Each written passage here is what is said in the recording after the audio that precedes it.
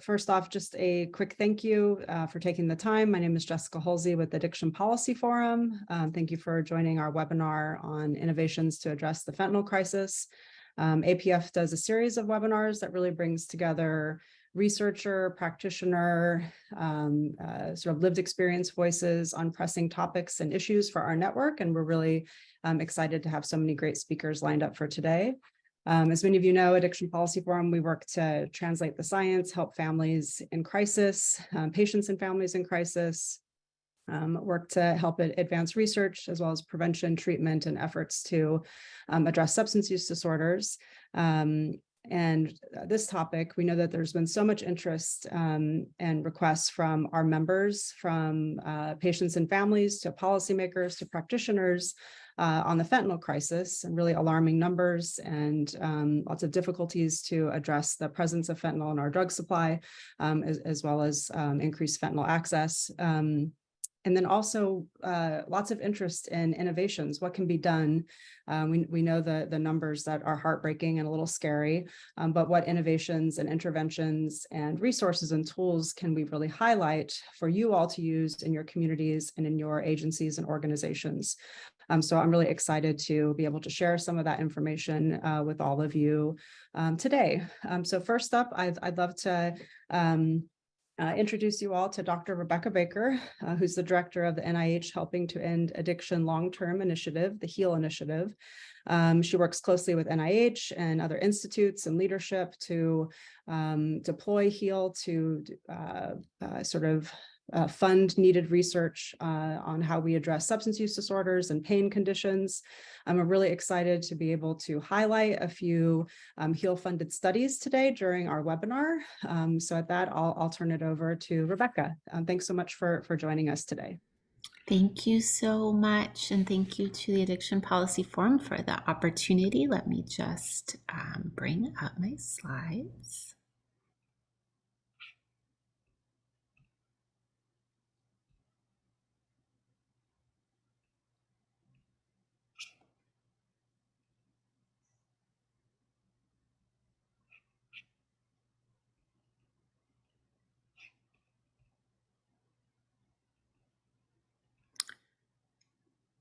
So welcome. Thank you, everyone. My name is Rebecca Baker, Director of the Helping to End Addiction Long-Term, or HEAL Initiative, an NIH-wide research effort to provide scientific solutions for people with pain, addiction, and at risk of overdose.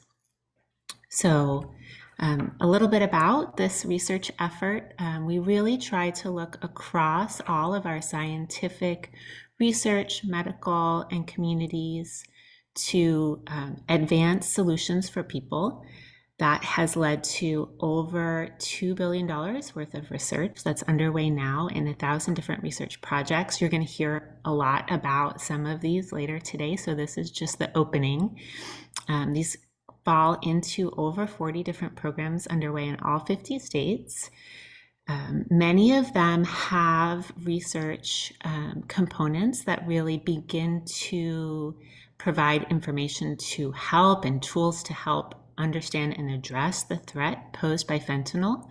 So those include a new research network to study harm reduction strategies and how they can be put into place in communities and the different groups that need them. Research on people who use more than one substance at the same time, the different communities and settings in which we might intervene and provide care. New patient-friendly treatments. So we have, thanks to research, amazing FDA-approved medications for the treatment of opioid use disorder and the reversal of overdose. How can we get these to more people and prevent the risks of fentanyl overdose there? Prevention research is so central. And then, of course, you'll hear from the Healing Communities study, which is a really focused and unprecedented effort to address the overdose and fentanyl threat at the community level. And in this group, I have to underline that the most important collaborations and research efforts we have are those that are together with communities, together with people with lived experience, bringing together academics, the private sector, our federal partners, together in this really important goal. So a few examples of the way HEAL research cuts across different research domains. One is to really understand and address stigma. We know stigma is a huge barrier to high quality care for people with a substance use disorder, people at risk of overdose. So understanding how to intervene and prevent the effects of stigma at different levels, at the individual level, at the provider level, at the community level, and begin to bring the life-saving interventions and tools to more people by preventing the negative consequences of stigma in all these ways. We also have research focused, and you'll hear more about this, on new formulations for life-saving medications and new ways to bring those to people that are more user-friendly, easier to stay on, and promoting recovery in the long term. We have research specifically focused on recovery, giving our colleagues in the recovery community tools to connect with researchers and build the evidence base for recovery support services. And also, I mentioned this new harm reduction research network, really considering delivery approaches and barriers to the delivery of harm reduction tools, including drug checking technologies and ways of detecting fentanyl. I'm sure you'll hear, we'll be talking about this over the course of today's webinar. Some places where our research is beginning to make a difference. One is focusing on infants born exposed to opioids during a mother's pregnancy. Approaches to caring for these infants can depend on how severe the mother's exposure was.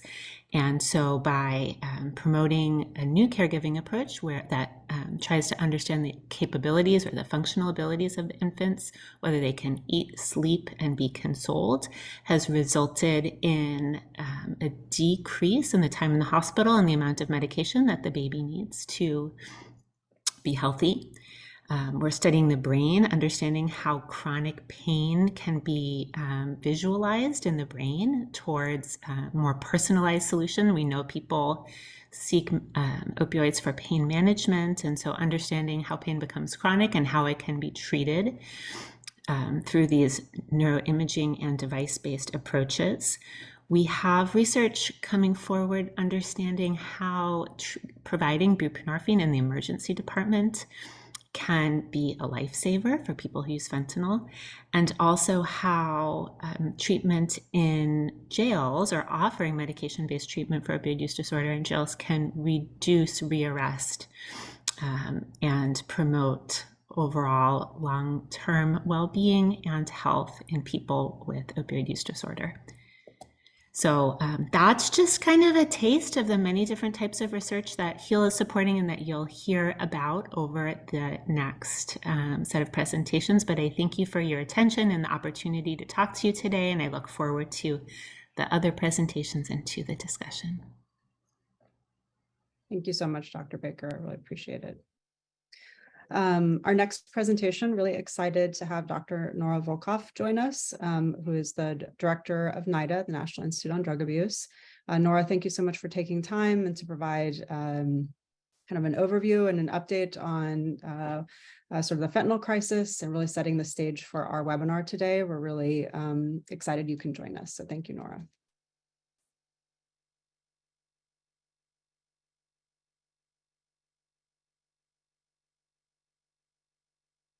I think you might be muted.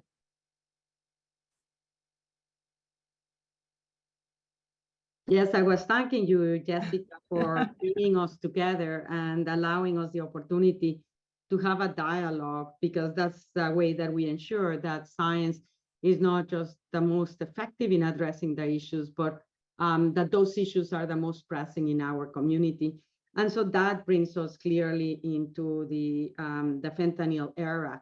And I thank you because you bring up basically people into the seminar from all aspects that relate to the fentanyl crisis, including people that are taking drugs and their families. And it is this partnership that, again, will make the most difference.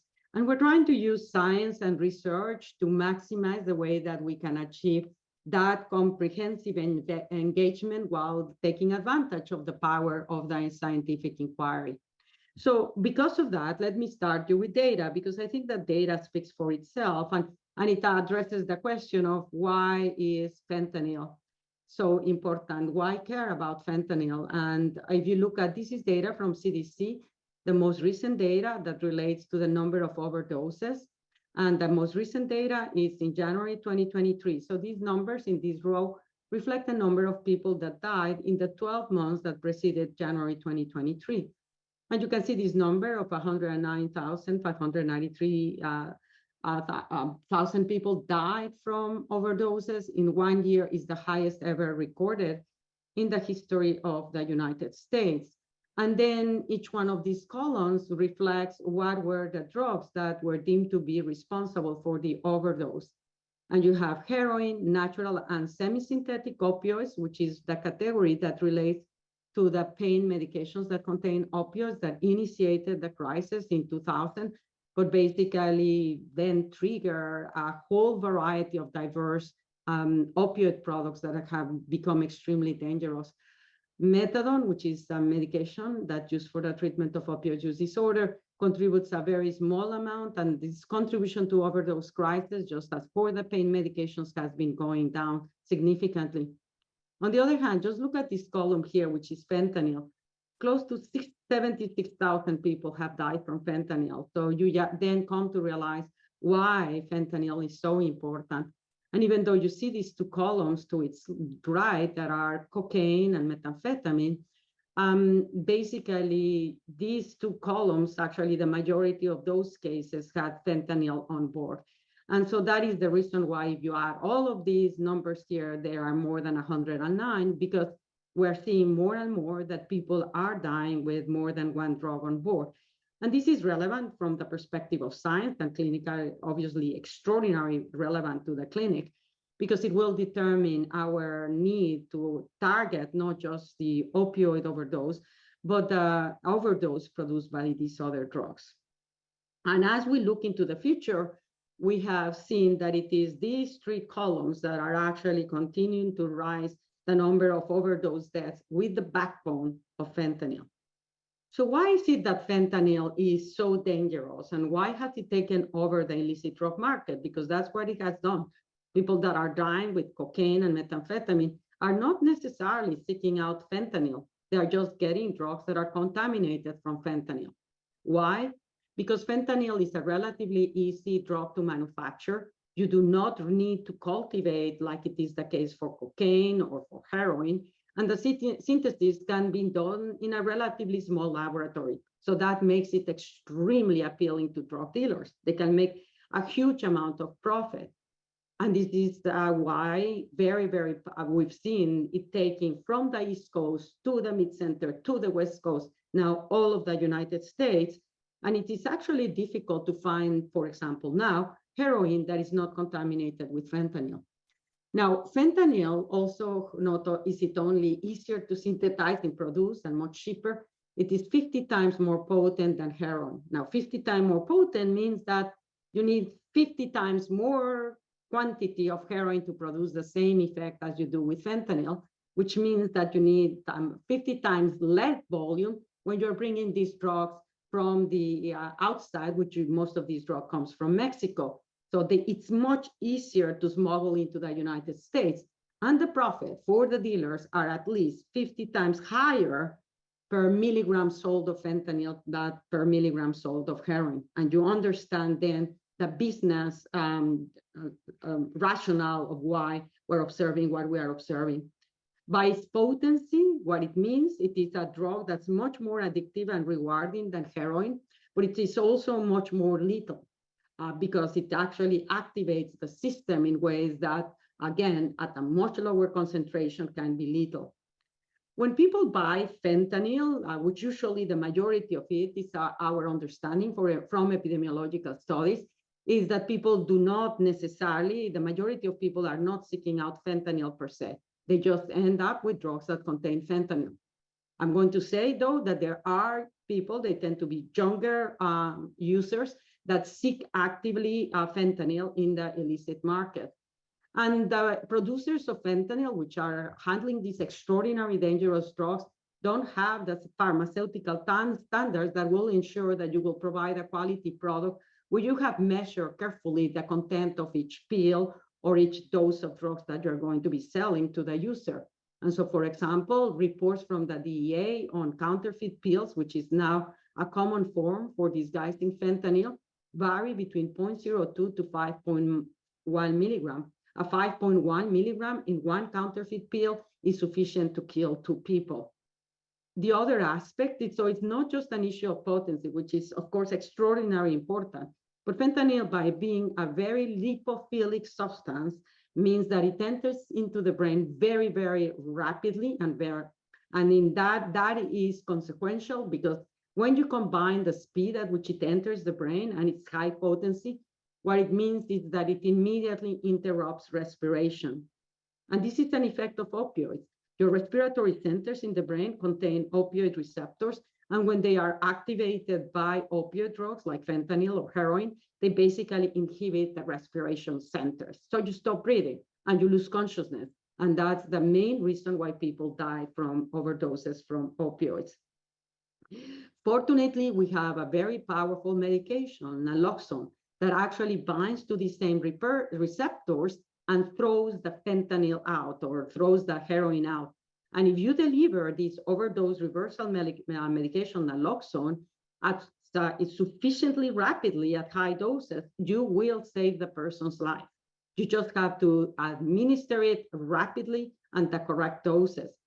The issue with fentanyl, as opposed to something like heroin, is that fentanyl is longer lasting than naloxone. So initially, naloxone throws fentanyl out, but then because fentanyl is still around, it will bind the receptors again. So in the case of fentanyl, you may need to give repeated doses of naloxone. And finally, we do know that we have medications that if you provide for persons and keep them in treatment, they will prevent the overdose. The issue is, and they work for people that are dependent or addicted to fentanyl, the issue that is that it's higher to actually initiate them on these medications, and also it is harder to retain them in treatment. What are these medications? Well, the medications that we have for the treatment of opioid use disorder are methadone, buprenorphine, and naltrexone. And each one of these medications offers unique characteristics that may be advantageous for some patients and others for others. In general, because of the very strong physical dependence and tolerance that is produced when you consume fentanyl, methadone tends to be a favored medication to initiate someone in treatment. But we're doing research for protocols to actually determine ways in which we can help a person be initiated in buprenorphine, and hopefully eventually too, if providing them with naltrexone. I spoke about naloxone, which if you deliver it, will save someone's life. There's no two ways around it. And we also have other medications that can help, when administered, prevent the severity of symptoms that occur when someone is in withdrawal from opioids. So how effective are these medications for opioid use disorder? And again, I'm going to guide myself in the data to give the answer because it speaks for itself.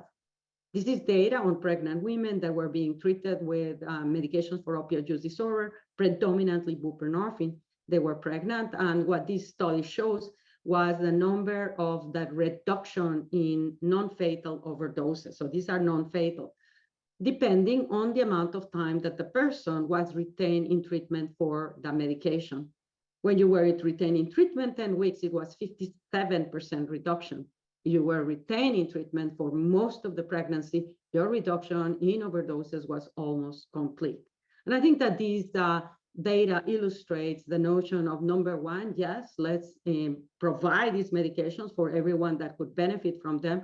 But second, let's retain them in treatment. And so these two are key issues when we're addressing the issue of fentanyl. When these medications work, but we need to figure out how to expand the number of people that get it and how to retain them in treatment. So how are we doing as a country with these two goals?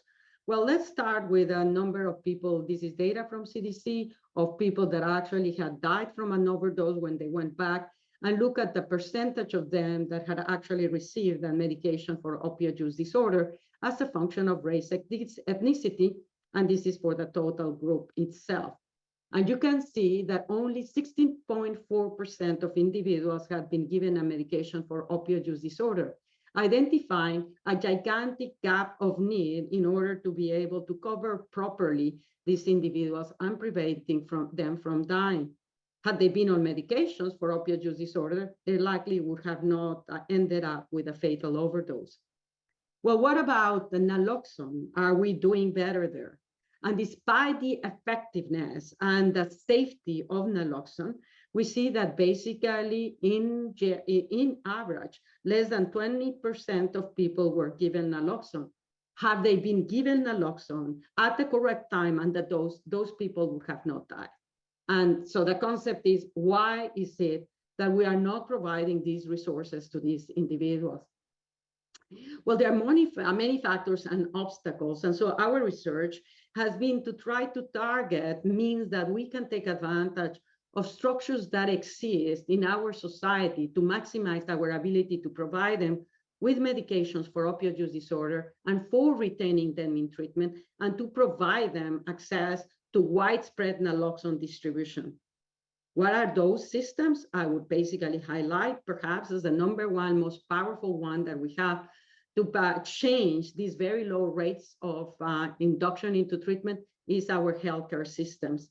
So not surprising, we are prioritizing the use of the national and the NIDA clinical trial network to maximize the engagement of a very diverse set of medical providers, from emergency department, infectious disease doctors, family doctors, to pediatricians, to engage them in the screening and treatment of individuals with an opioid use disorder.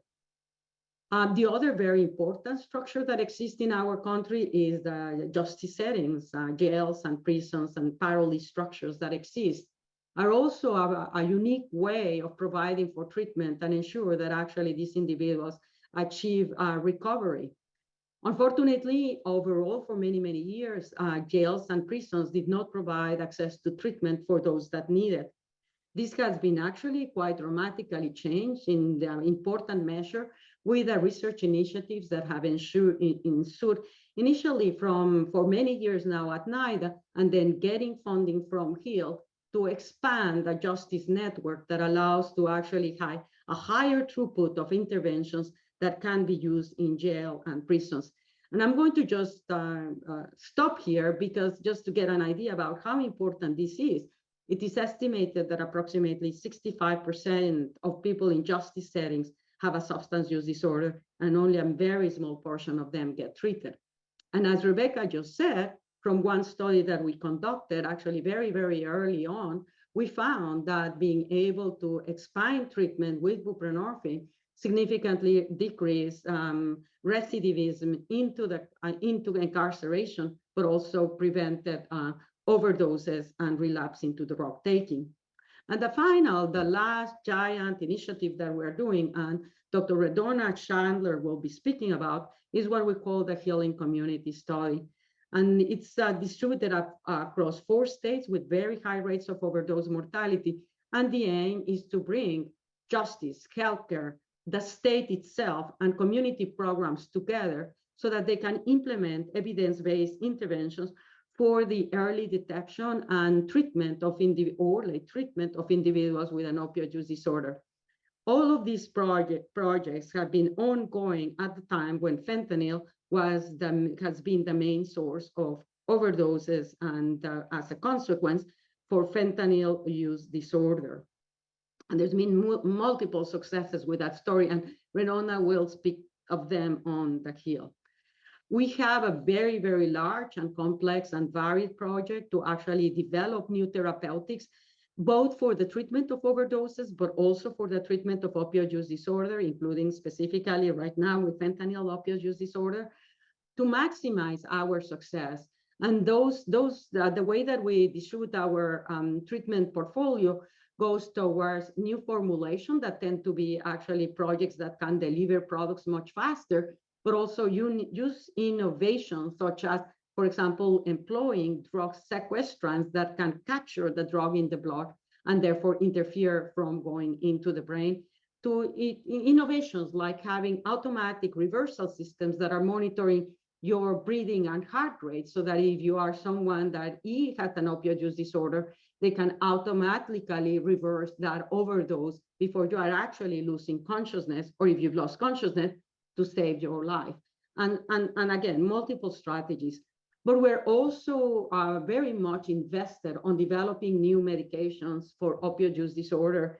That includes new formulations for the current medications, but also completely different targets, so that we, like any other area of medicine, whether it is depression, where there's a variety of antidepressants, or there's a variety of antihypertensive or anti-diabetes drugs, we give patients various alternatives, because not everybody responds to the same medications, and some respond to it and then they stop responding. And what we know in medicine too is that many times drug combinations are the most effective.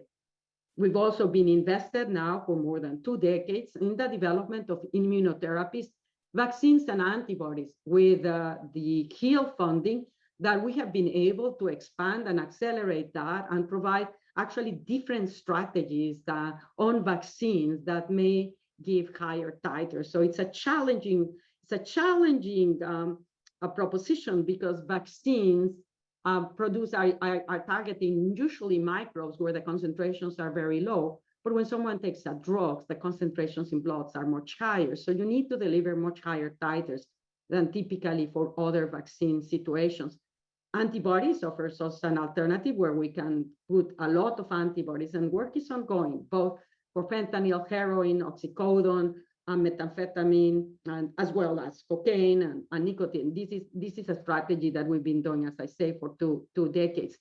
Neuromodulation is another extraordinary tool that we currently have it only in the field of addiction, approved for the treatment of nicotine addiction, but we are currently doing research to evaluate how neuromodulation can be used to treat opioid use disorder, fentanyl use disorder, and how it can be used to actually, in combination with medications for opioid use disorder, improve retention in treatment, which is a big challenge, because we are observing currently that on average, 50 to 40% of people relapse within 6 months. There's also digital therapeutics, combined treatment, and importantly, we're also doing research to address the challenges imposed by polysubstance use disorder. Most people that get exposed to fentanyl also use other substances, and in many of them, there is a comorbid substance use disorder of another type. And very importantly, I do want to highlight, because there is a high comorbidity with pain, but so is there a high comorbidity with mental illness.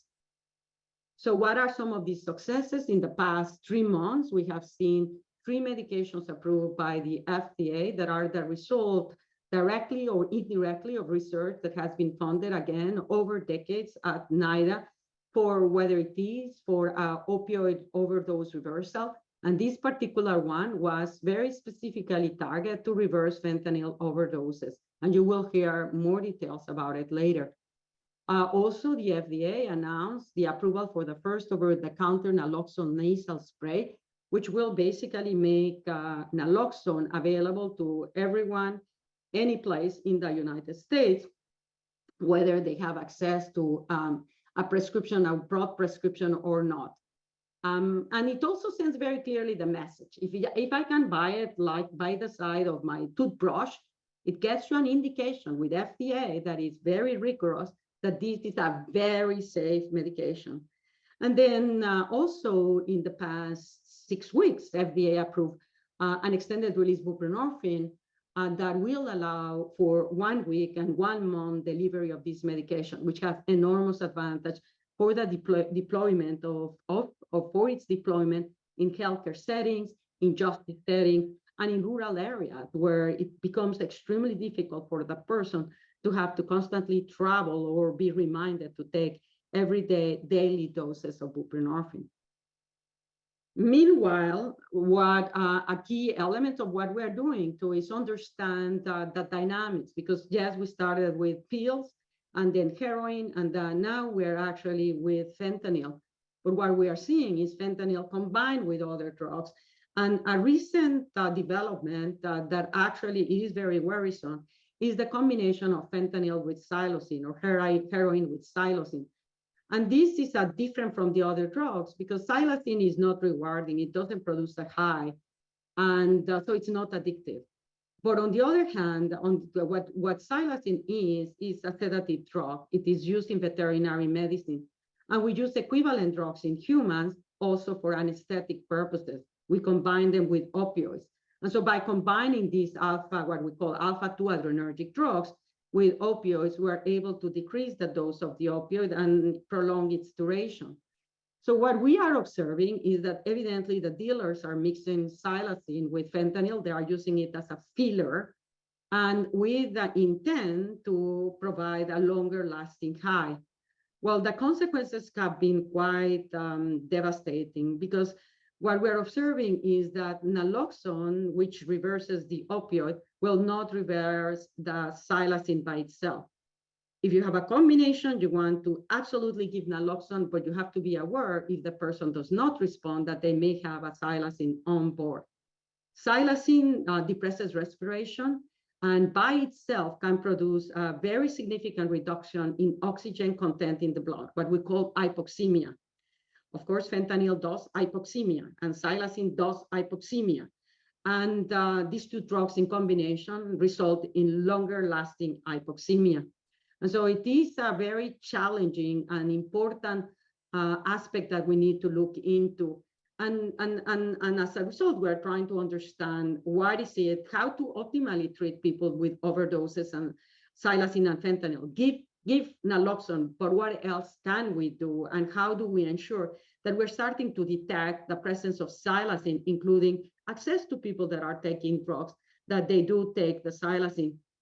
Psilocin by itself also produces withdrawal symptoms. So when someone is discontinued from drugs they may be taking that contain fentanyl and psilocin, they're going to have withdrawal, both from the opioids and the psilocin that can be extremely severe. If you don't address it properly, the patients will not stay in the hospital, no matter how sick they are. They will leave against medical advice.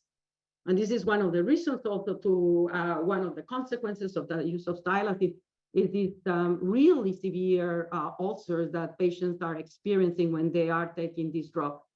When they are exposed to psilocin, it doesn't matter that it's injection and it's not in the places necessarily where they are injecting. It can happen by any route of administration.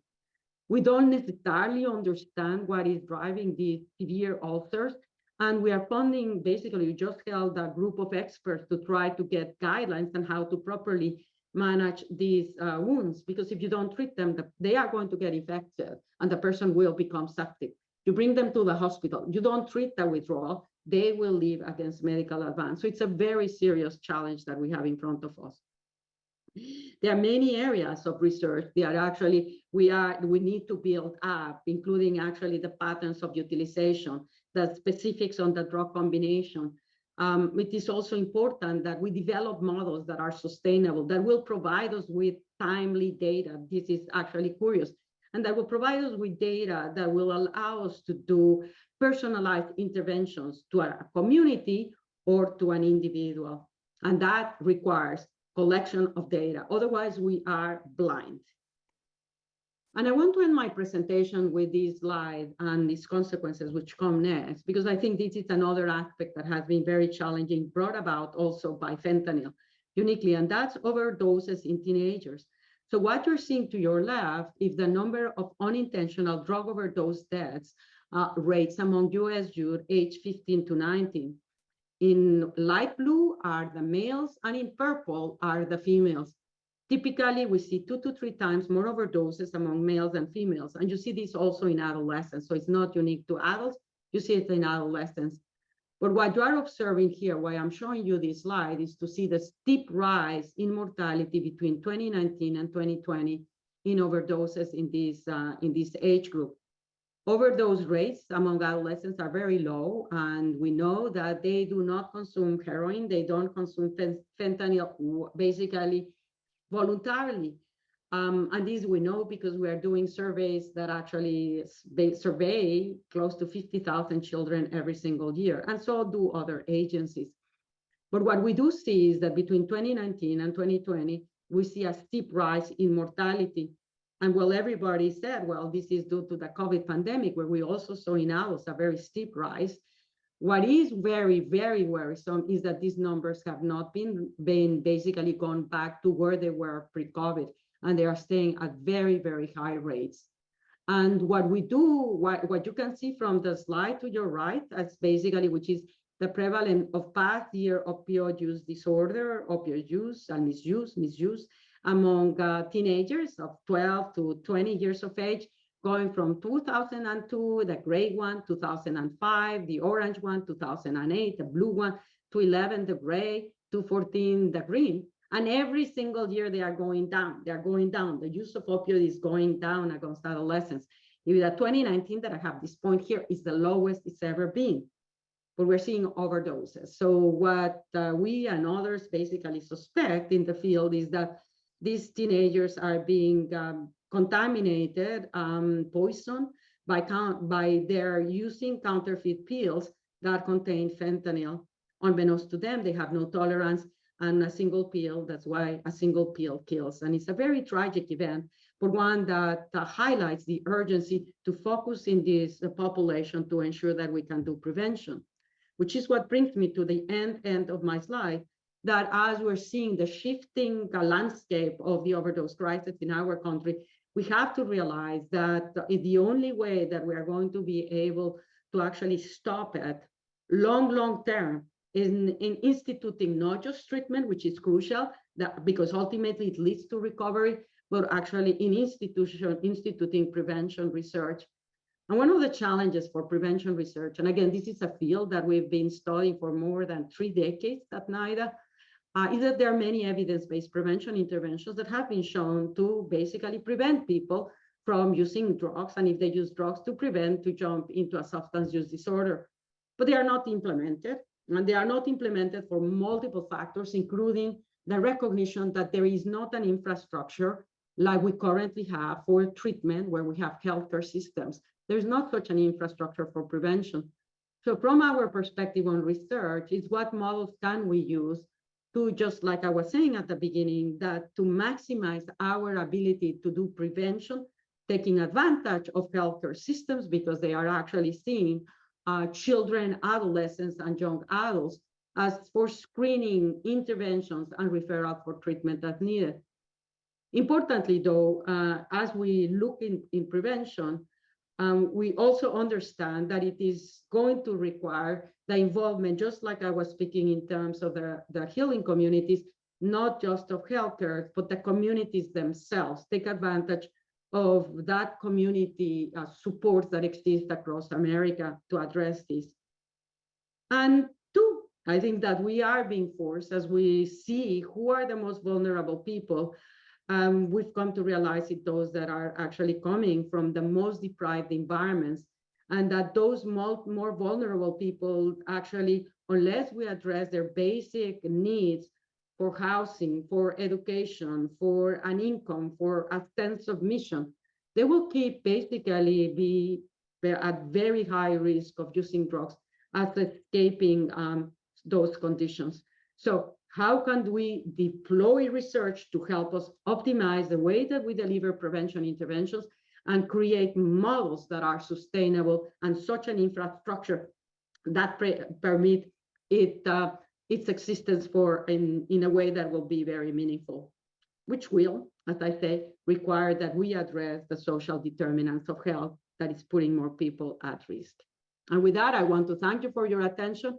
And Jessica, I'm going to stop sharing. Thank you so much, Nora. Such important information to share with folks that have joined us today. Thanks for covering some of the youth use information, which I think is so important, and the needs for prevention, and then that information about the treatment gap, very worrisome. So as always, we love having you on our webinars to provide an update, and for all of our folks at APF and our network to have access to the latest science. It's just really helpful.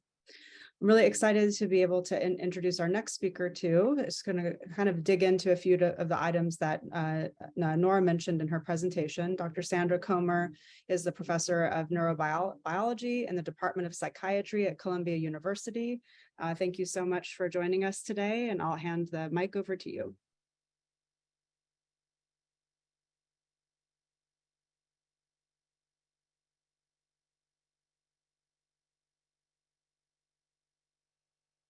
There we go. All right. I'd like to thank APF for inviting me here to give this presentation. I have no conflicts of interest to disclose.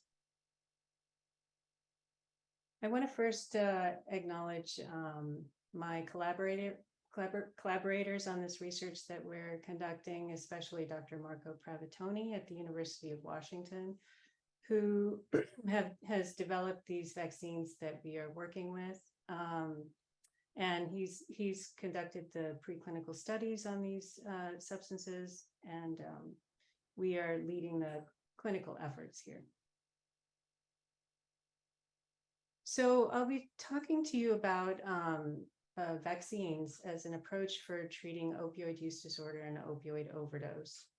And, you know, the way these vaccines work is that, you know, if someone uses a substance like oxycodone, it distributes throughout the body and brain and produces the effects that we see, you know, pain relief, as well as euphoric effects. So the idea with the vaccines is that if someone receives a series of vaccinations that target a particular substance, the body will generate antibodies that will bind the substance in the body that if they use it after they've been vaccinated. And this complex is very large, so it doesn't cross into the brain. So that's really the basic concept of how these vaccines work. We know there have been other vaccines that were developed for treating substance use disorders, including a nicotine vaccine and a cocaine vaccine. There are actually a few different types of these nicotine and cocaine vaccines. They have made it to, you know, large scale phase 3 clinical testing, and they're both effective, but they ultimately failed in these large phase 3 trials.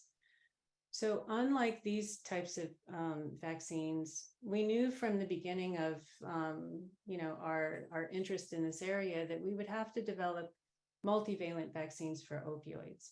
So unlike nicotine and cocaine, which are targeting specific chemical structures, opioids that activate the mu opioid receptor vary quite a bit in chemical structure. So we developed a vaccine that targets oxycodone, and it can bind hydrocodone and oxymorphone. We have a heroin vaccine that targets morphine, 6-acetylmorphine and heroin.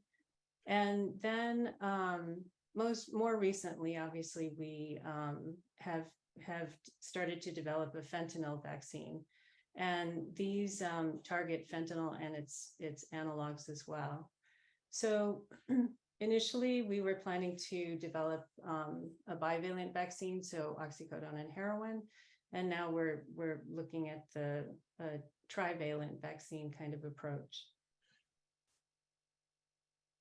So you know, we started with oxycodone because at the time, the prevalence in terms of numbers was greatest for oxycodone and hydrocodone and other prescription opioids.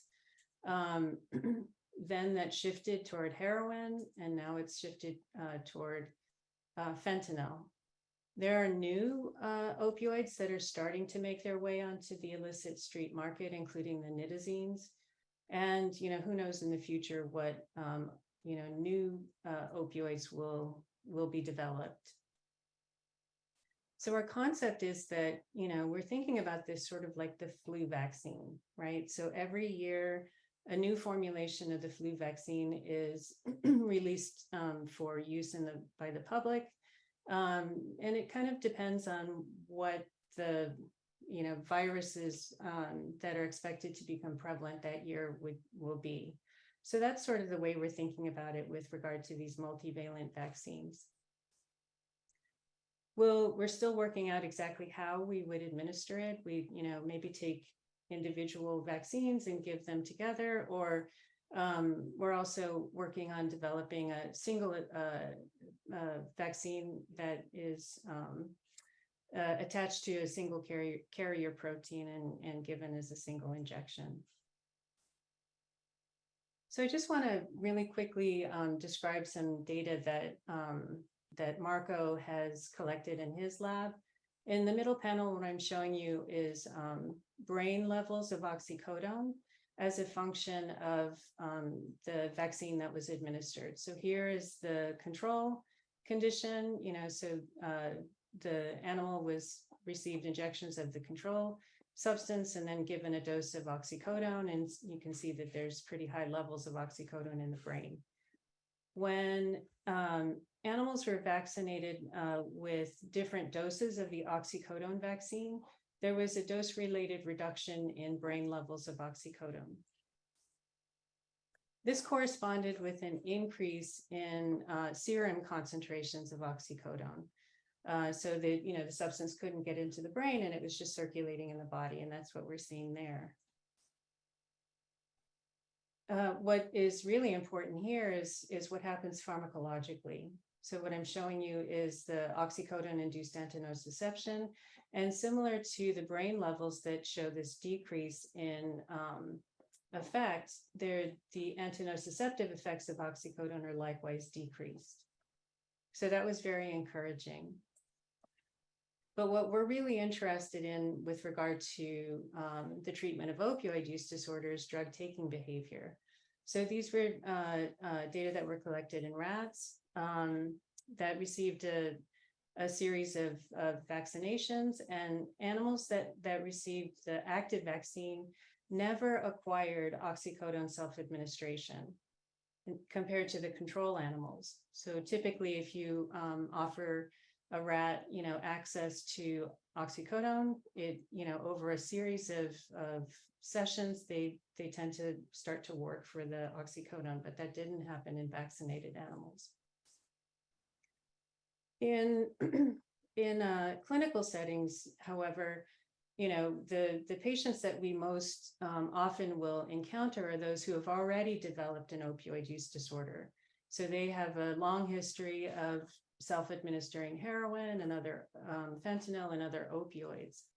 So we needed to establish that in rats in this situation who have an established history of self-administering opioids, that the vaccine would work.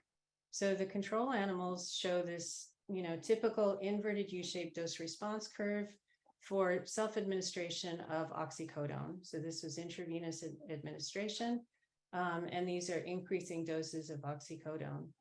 When they received the active vaccine, we saw this downward and rightward shift in the dose response curve for oxycodone. So that's exactly what we were hoping to see.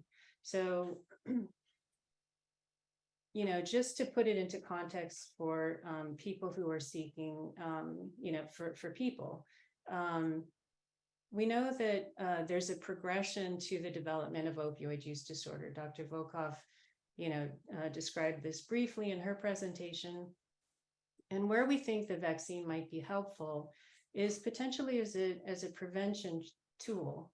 So, I showed you in the rats, when they hadn't quite acquired self-administration behavior yet, the vaccine actually prevented the development of self-administration. So we're thinking that maybe people who are using opioids recreationally are at high risk of developing the disorder, and the vaccine might be useful in this context. And then, people who have already established opioid use disorder, we're thinking that the vaccine might be useful as either a primary, so by, vaccine administration by itself, or as an adjunct to existing medications for treating opioid use disorder. So either methadone or buprenorphine or naltrexone could be used as sort of the base of treatment, and a vaccine could be added. And this is really important because we know that after about 6 months of treatment of these medications, they're quite effective, and they, have been used and have been helpful for many, many patients. About half of the patients who initiate treatment drop out after about 6 months. So we're hoping that maybe adding a vaccine to those patients might be beneficial. If somebody discontinues their treatment with the existing medications, we're hoping that the vaccine might last longer and be useful as a way to reduce the risk of overdose. So we are conducting the first clinical study of an opioid vaccine. We started with oxycodone. This is a phase 1 study, so our primary aim is safety. And we have, a lot of the usual kind of safety endpoints. We're also, of course, interested in the immune response, and we have endpoints to capture that. And then I'll spend a little bit of time talking about biomarkers. So as I mentioned earlier, with the nicotine and the cocaine vaccines, one of the reasons that they ultimately failed in phase 3 testing was that there was too much variability in immune response across participants.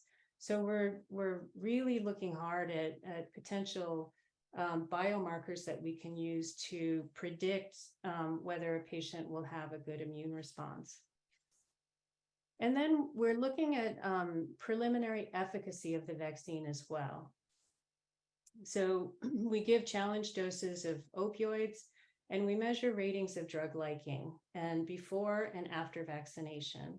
And then we're looking at a physiological endpoint as well. I'll show you some data on pupil diameter. So opioids constrict pupils, and this is kind of a hallmark effect of opioids. And I'll show you the effects of the vaccine on this response. So we're recruiting men and women into our study who have moderate to severe opioid use disorder and are physically dependent on them. So just to show you really briefly what our study design looks like, we're giving 4 different doses of the vaccine at week 0, 3, 6, and then a booster at week 18.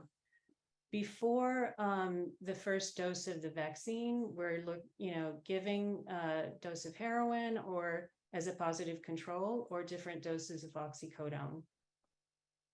After the 3rd vaccine dose, we repeat these challenge sessions, and then again after the booster. We also have a very long follow-up phase so that we want to, so we can see how long the antibody response may last. Thus far, we've screened 147 patients. We've enrolled 25 of them. So far, 16 have received all 3 vaccine doses, and we have 15 people who are currently participating in that long follow-up phase. We analyzed the data from the first 12 subjects who completed the first 3 vaccinations. We had a low dose and a high dose cohort. In each cohort, half received placebo vaccine and half received active. We haven't broken the blind yet, so I'll be just showing you blinded data. So they come from a wide variety of races and ethnicities, and they're mostly men. So with regard to our first aim for safety, we've had 2 serious adverse events in each of the cohorts. In the low-dose cohort, 1 person experienced multiple non-fatal opioid overdoses that didn't require hospitalization, and this happened during the extended follow-up period. Another participant reported an abscess secondary to IV drug use that required IV antibiotics, and neither one of them was deemed to be related to the study medication. In the high dose cohort, one person had a planned cholecystectomy, and technically this is considered a serious adverse event, and the other had rhabdomyolysis following an intense workout. And again, neither was deemed to be related to the study medication. The only medication-related adverse event that we observed was tenderness and soreness at the injection site. So it's overall, we have concluded that the vaccine so far has been very well tolerated. These are the immunogenicity data so this is an AIM-2. Again, these are the first 12 subjects. We're blinded to active versus placebo vaccine, but we've observed that about half of them are showing antibody titers that were specific for oxycodone. So this is very encouraging, but you can see that there's some level of variability in the immune response, and this is what we're focusing our biomarker work on. So I want to show you some data on our preliminary efficacy of the vaccine, and I'll just walk you through this figure just really quickly. So this is measuring the time course of effects. We give the participants a dose of either placebo oxycodone or 50 milligrams of active oxycodone given intranasally, and we measure the time course of effects. So this is the change from baseline, percent change from baseline in pupil diameter. So when they got placebo, there's really no change from baseline. And when they received the 50 milligrams of oxycodone, there's this very expected, decrease in pupil diameter. 1 week after the first vaccination dose that they received, there's no change in pupil diameter. But after the third vaccination, this effect was completely eliminated. And this is a very hefty dose of oxycodone, so we were really encouraged to see this. Obviously, this is just one subject, so we have to, collect more data to confirm these results. But we were very encouraged by these findings. Here again, for the preliminary efficacy, what I'm showing you is the subjective effects. This is our primary endpoint of drug liking. After 50 milligrams of oxycodone for 3 individual participants who showed a vaccine antibody levels, oxycodone specific antibodies. And you can see that there's this reduction in ratings of drug liking for all 3 participants. This effect is relatively small for these 2 subjects, but this one showed a much more robust response. This is a ratings of good drug effect, and here we see, again, this robust response. And then this is a desire for opioids. This is a measure of craving. Typically in this population, craving for opioids is really high. It's usually around 80. But with all 3 subjects, we saw this substantial reduction in drug craving. And this is really important because, data have shown that craving is a predictor of ongoing use. And here I'm showing you the pharmacokinetics. So this is the area under the curve for plasma levels of oxycodone. In red are the participants that showed an immune response. And you can see in these participants, there's an increase in plasma levels. So this is very similar to what we saw in the rats. So, the plasma levels increase because the brain levels decrease. There's just more circulating in the body. So with the biomarker work that we're doing, again, the idea is that before vaccination, if we can identify something that will allow us to predict a good post-vaccination immune response, that would be really helpful in our development program. So we're concentrating on B cells. We're also looking at T cells. We're looking at cytokines, toll-like receptors, a lot of different things. And the idea is that we want to be able to see the population of people that might be good responders. So these are data that Marco collected in mice, looking at pre-vaccination oxycodone-specific B cells. And what he showed was that, of the animals that had the high B cell activity before vaccination, they showed the highest antibody levels after vaccination. And these same animals were the ones that had the lowest brain levels of oxycodone. So this was really exciting to see. In our clinical study right now, we have measured the frequency of oxycodone-specific B cells and oxycodone-specific plasma cells, and have observed also a correlation with oxycodone-specific IgG titers. So it's in the same general direction as the rats. We're analyzing the pre-vaccination oxycodone-specific B cells as well to see whether or not this also holds up. So to summarize overall, we have demonstrated an acceptable safety profile. We've shown that the vaccine produces antibodies against oxycodone, and we have preliminary evidence of efficacy. So I'll just leave you with this figure. Our next medication that we are planning to test is the heroin vaccine. We've been spending a lot of time working with Jay Evans at the University of Montana to develop an adjuvant. So adjuvants are included in vaccines to boost the immune response.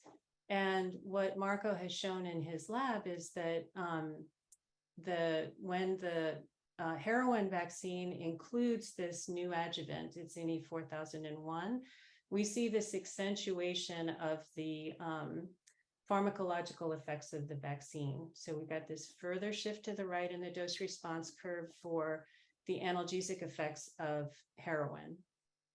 And we see this, it reverses the respiratory suppression that heroin produces.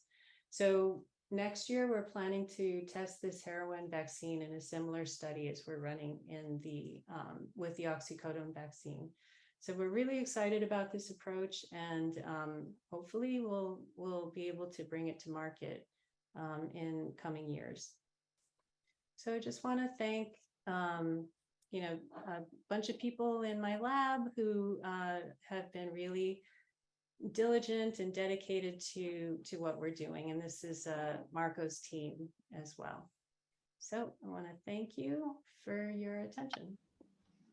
Thank you so much, Dr. Comer. Really appreciate you. It's also, it feels very hopeful to have an update for so many practitioners and individuals in recovery and family members to know some of the things that are in the pipeline for development. So thank you so much for the update. I'm excited to introduce you to Rich Lucy, who's the Senior Prevention Program Manager at the Drug Enforcement Administration. So Rich, thank you so much for joining us today. We've heard a broad overview and lots of updates on the data and some of the science and what's underway in the pipeline from Nora, from Dr. Volkoff, more information about a vaccine that's in development, and the work that the DEA is doing for some awareness campaigns and your efforts. We're really excited you could join us to share. Thank you, Rich. Sure thing, Jessica. And everybody buckle your seatbelts. We're going to speed through this. Yeah, I'm coming at it from the education side, and that's what the predominance of the presentation will focus on. From the DEA perspective, the drug overdose crisis is one of the greatest threats to the health, safety, and well-being in every community across America. I have personally termed this issue as like an equal opportunity destroyer right now. It cuts across all types of communities, rural, urban, suburban, almost every state, socioeconomic. It really is just, I've been in this field of prevention for about 32 years plus, and quite honestly, I've not seen anything pretty much like this. And on the next slide, you're going to see just a smattering of the headlines that we see every day from communities across the country. And as we move on, we've already heard from Dr. Volkoff with the numbers it's about 107,000, greater than 107,000 drug overdose deaths over the last year. About 2/3 of those involve synthetic opioids, primarily fentanyl. About 1/3 involves psychostimulants, and it's primarily meth. As we look at the seizures, DEA in 2022 seized more than 50.6 million fake pills, often laced with fentanyl. That's more than double the amount of fentanyl pills that were seized in 2021. And for those of you that have seen the graphic about what is 2 milligrams, here it is. This is approximately 2 milligrams of fentanyl. It's considered to be a lethal dose. As Dr. Bolkoff has said, it's 50 times more potent than heroin. And the fentanyl that's driving this crisis isn't just sold in fake pills. Dealers are mixing fentanyl with other illicit drugs, as we've heard, to make the product go further and to increase their products.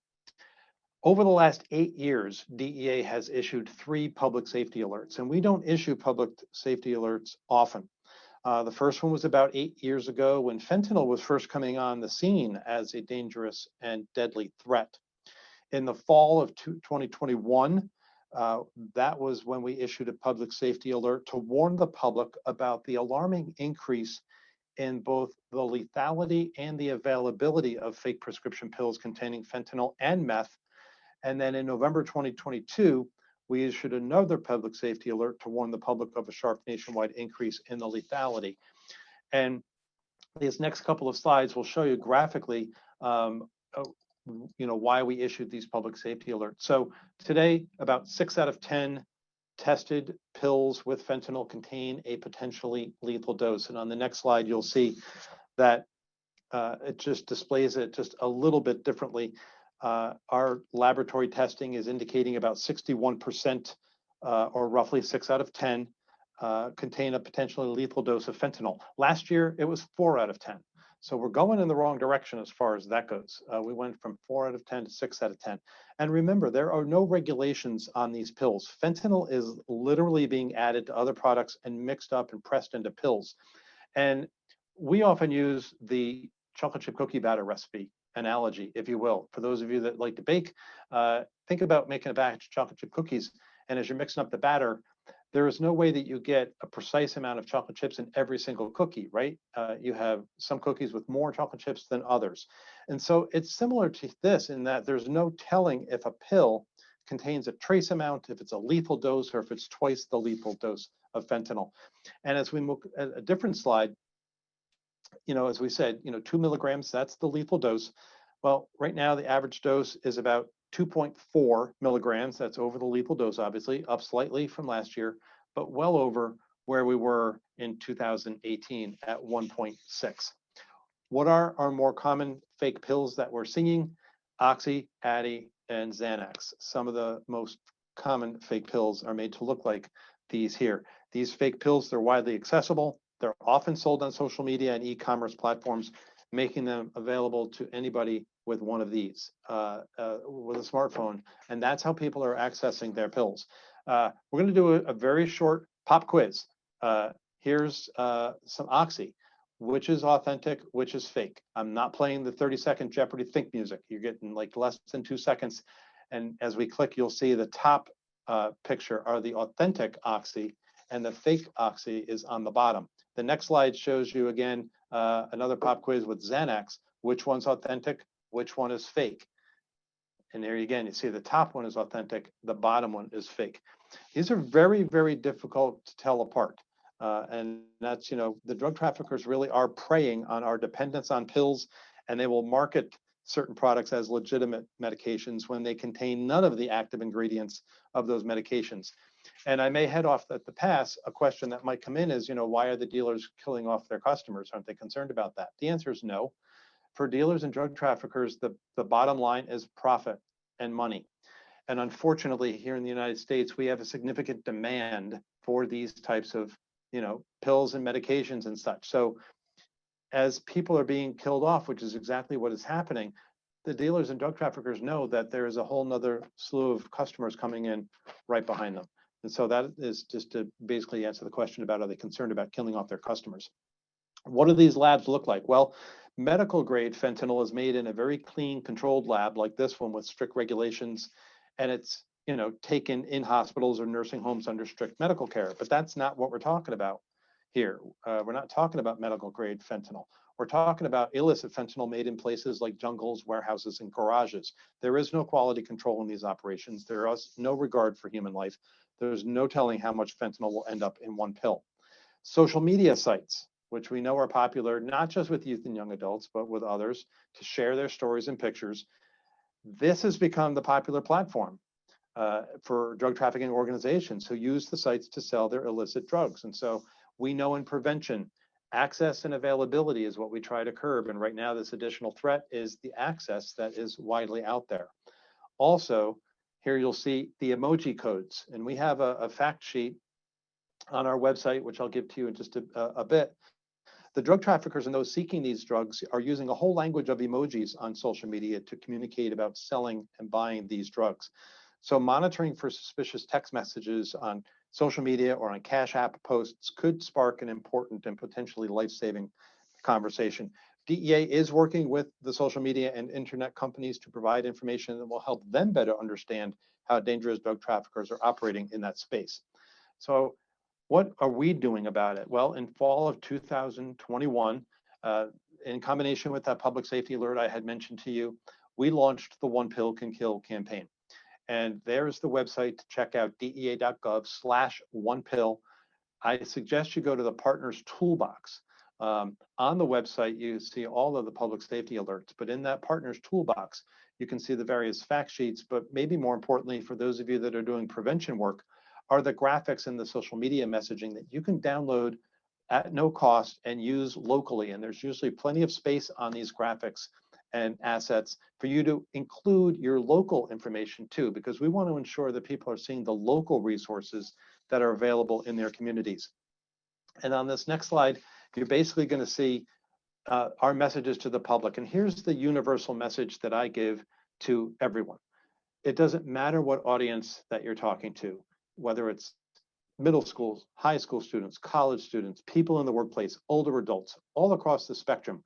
The universal message is to never take medicine that wasn't prescribed to you by a licensed provider and dispensed through a trusted pharmacy. That message can be given to anyone. And that is the message that we are trying to get across to everyone. And we hope that you pay it forward with this education by going to dea.gov/onepill and use the resources that we've put out there for you to use. And on this final slide, you'll see my contact information. I know they're going to share the slides with you, so you'll have the opportunity to follow up with me or call our main number if you have any questions or comments about what I presented. With that, Jess, I'll turn it back over to you. Thank you so much, Rich. Really appreciate you sharing your presentation, and your resources that are available to the public are so great. So I encourage everyone to visit their website and use these public education information and share those talking points. It's so critical.